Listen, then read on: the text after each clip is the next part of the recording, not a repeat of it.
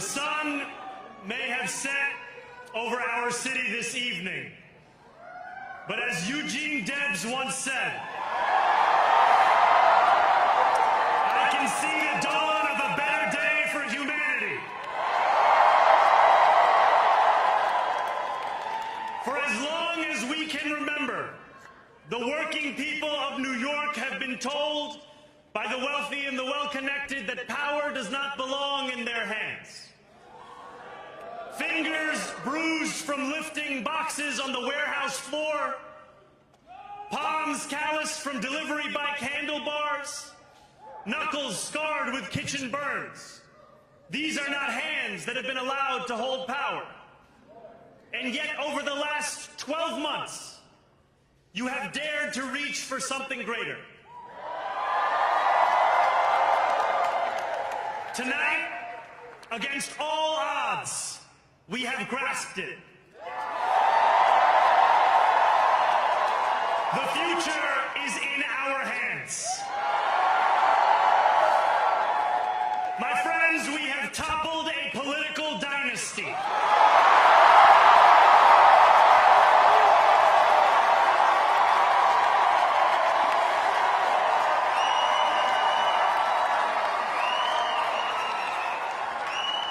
I wish Andrew Cuomo only the best in private life.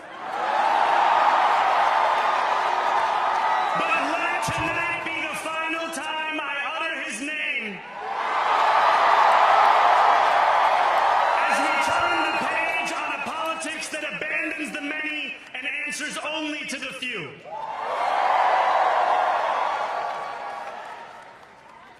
New York, tonight you have delivered a mandate for change.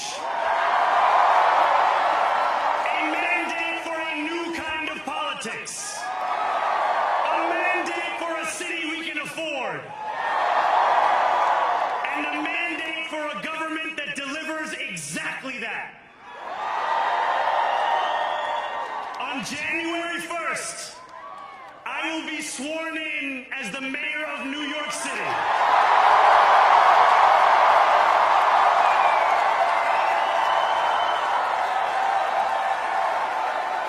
And that is because of you. So before I say anything else, I must say this. Thank you. Thank you to the next generation of New Yorkers who refused to accept that the promise of a better future was a relic of the past. You showed that when politics speaks to you without condescension, we can usher in a new era of leadership. We will fight for you because we are you. Or as we say on Steinway, ana minkum wa ilaykum.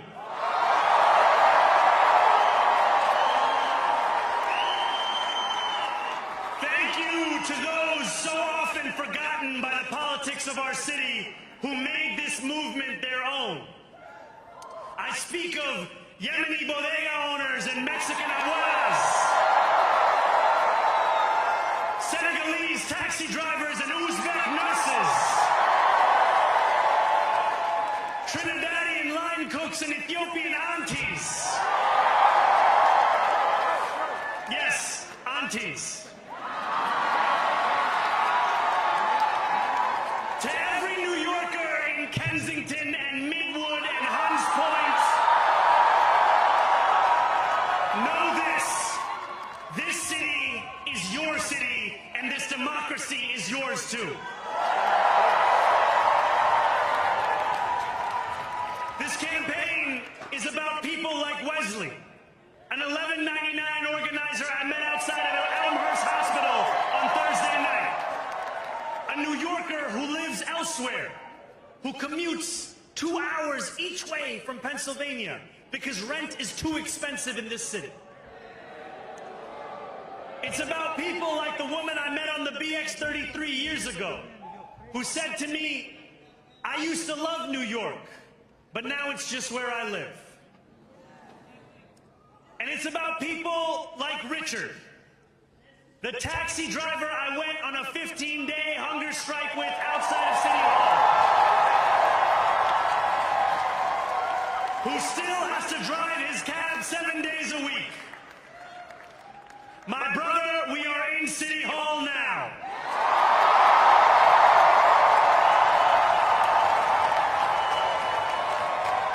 This victory is for all of them, and it's for all of you.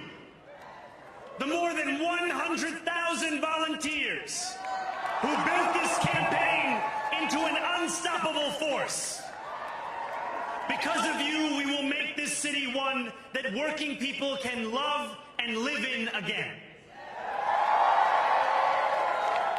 With every door knocked, every petition signature earned, and every hard-earned conversation, you eroded the cynicism that has come to define our politics.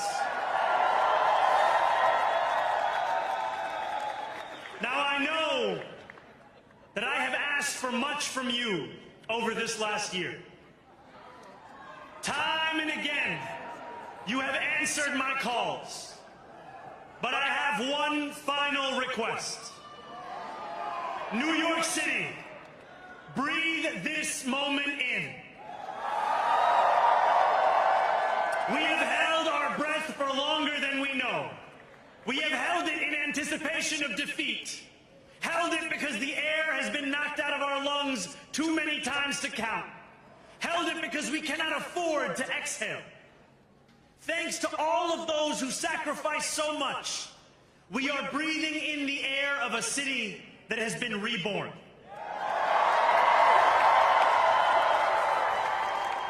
To my campaign team, who believed when no one else did, and who took an electoral project and turned it into so much more, I will never be able to express the depth of my gratitude. You can sleep now. To my parents, Mama and Baba, you have made me into the man I am today. I am so proud to be your son. And to my incredible wife, Rama,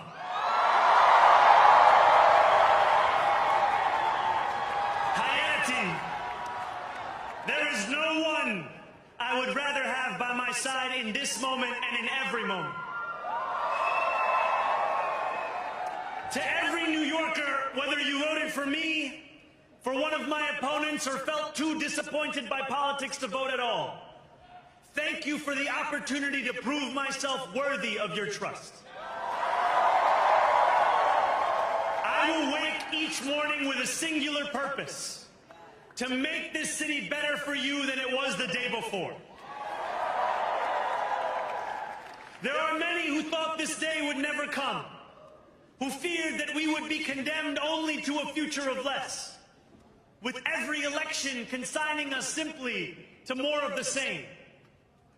And there are others who see politics today as too cruel for the flame of hope to still burn. New York, we have answered those fears. Tonight we have spoken in a clear voice. Hope is alive. Hope is a decision that tens of thousands of New Yorkers made day after day. Volunteer shift after volunteer shift, despite attack ad after attack ad. More than 1 million of us stood in our churches, in gymnasiums, in community centers, as we filled in the ledger of democracy. And while we cast our ballots alone, we chose hope together. Hope over tyranny. Hope over big money and small ideas. Hope over despair. We won because New Yorkers allowed themselves to hope that the impossible could be made possible. And we won because we insisted that no longer would politics be something that is done to us, Now it is something that we do.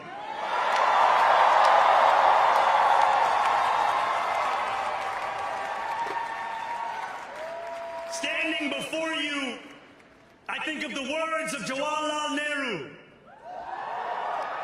A moment comes but rarely in history when we step out from the old to the new, when an age ends and when the soul of a nation long suppressed finds utterance. Tonight we have stepped out from the old into the new. So let us speak now with clarity and conviction that cannot be misunderstood about what this new age will deliver and for whom. This will be an age where New Yorkers expect from their leaders a bold vision of what we will achieve, rather than a list of excuses for what we are too timid to attempt. Central to that vision will be the most ambitious agenda to tackle the cost of living crisis that this city has seen since the days of Figueroa LaGuardia.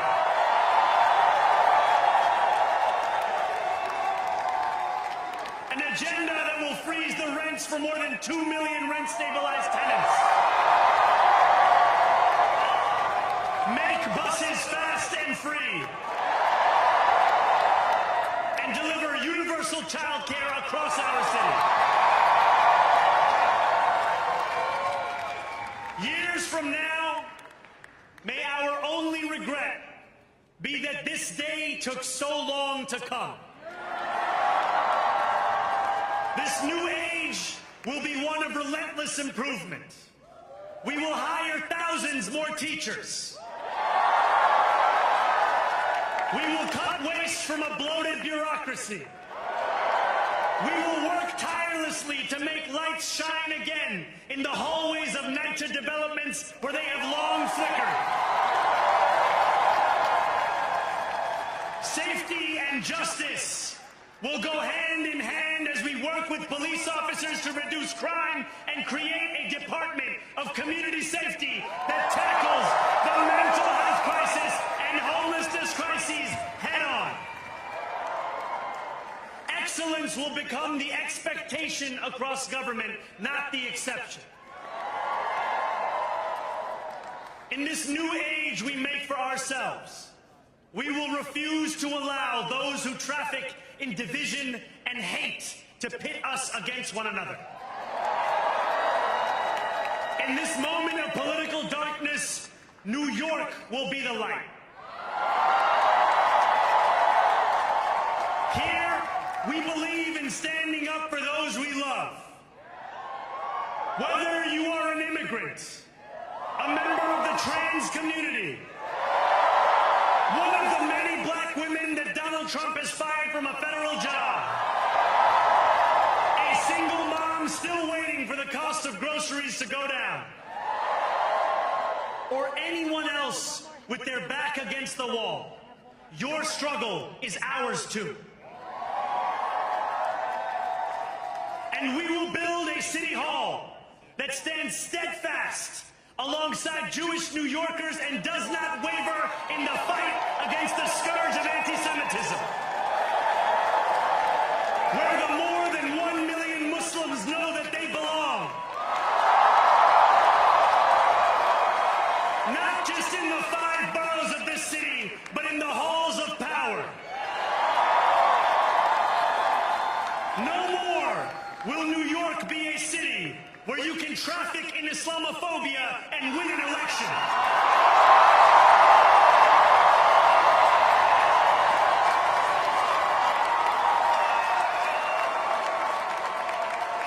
This new age will be defined by a competence and a compassion that have too long been placed at odds with one another.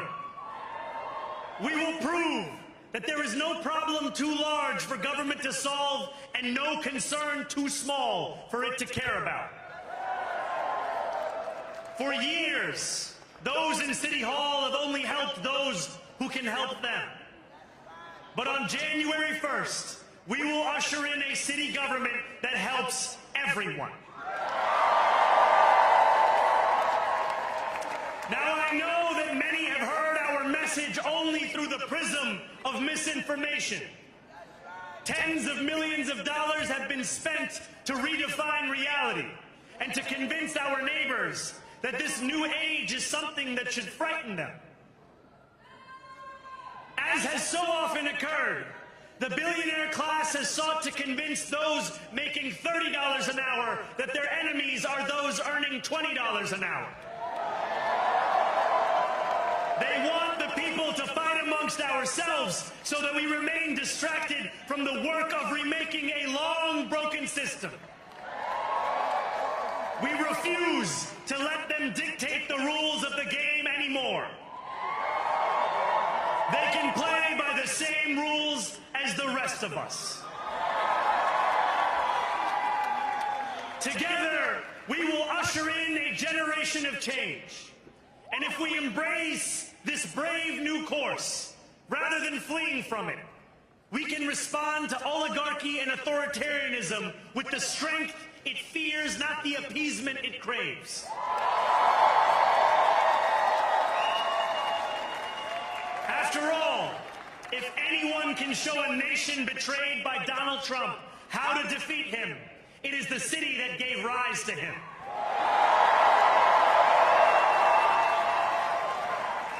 And if there is any way to terrify a despot, it is by dismantling the very conditions that allowed him to accumulate power. This is not only how we stop Trump, it's how we stop the next one.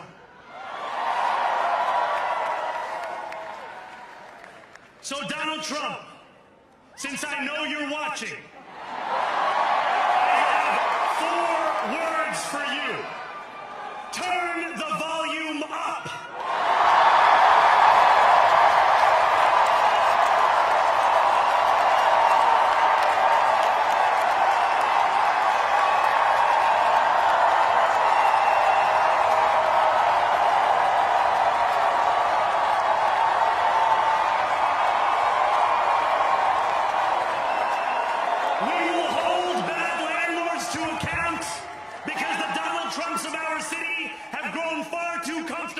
Taking advantage of their tenants. We will put an end to the culture of corruption that has allowed billionaires like Trump to evade taxation and exploit tax breaks. We will stand alongside unions and expand labor protections because we know, just as Donald Trump does, that when working people have ironclad rights, the bosses who seek to extort them become very small indeed. New York will remain a city of immigrants, a city built by immigrants, powered by immigrants,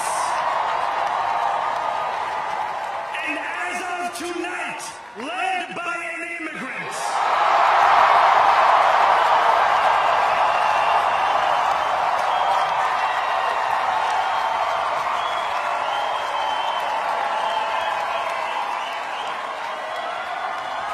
So hear me, President Trump, when I say this. To get to any of us, you will have to get through all of us.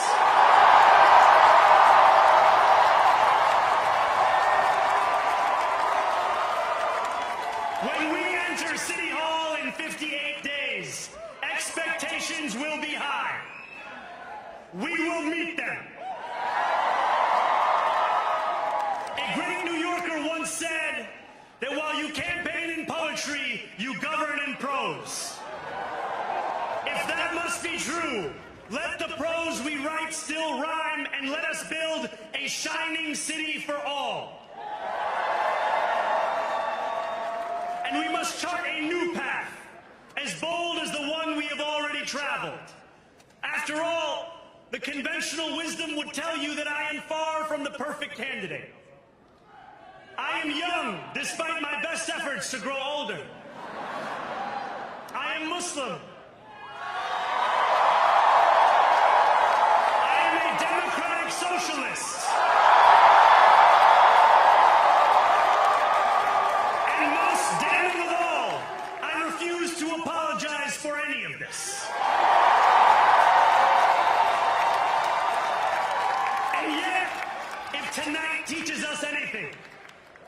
convention has held us back. We have bowed at the altar of caution, and we have paid a mighty price. Too many working people cannot recognize themselves in our party. And too many among us have turned to the right for answers to why they've been left behind. We will leave mediocrity in our past. No longer will we have to open a history book for proof that Democrats can dare to be great. Our greatness will be anything but abstract. It will be felt by every rent-stabilized tenant who wakes up on the first of every month, knowing the amount they're going to pay hasn't soared since the month before. It will be felt by each grandparent who can afford to stay in the home they have worked for, and whose grandchildren live nearby because the cost of childcare didn't send them to Long Island. It will be felt by the single mother who is safe on her commute and whose bus runs fast enough that she doesn't have to rush school drop-off to make it to work on time. And it will be felt when New Yorkers open their newspapers in the morning and read headlines of success, not scandal. Most of all, it will be felt by each New Yorker when the city they love finally loves them back. Together, New York, we're going to freeze the... Together, New York, we're going to make buses fast and... Together, New York, we're going to deliver universal... Let the words we've spoken together, the dreams we've dreamt together, become the agenda we deliver together.